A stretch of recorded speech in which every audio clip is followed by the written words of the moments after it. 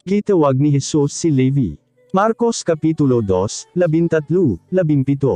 Humaniad tumibalik na asab si Jesus sa daplin sa linaw sa Galilea. Daghang mga tao ang miduol kanya, busagitadloan niya sila. Samtang naglakaw siya, nakita niya ang maniningil og buhis nga si Levi nga anak ni Alfeo.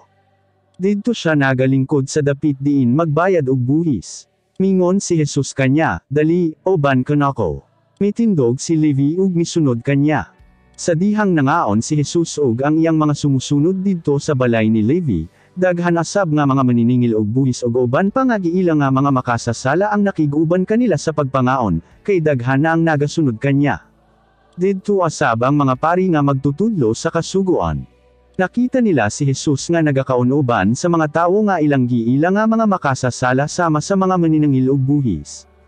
Nangutana sila sa iyang mga sumusunod, nganong nakiguban siyag kaon sa mga tawo nga sama ni Ana. Nadungog ni Jesus ang ilang pangutana, busag itubag niya sila pinaagi sa sambingay, ang tawo nga maayog panglawas wala magkinahanglan og doktor, ang masakiton lang.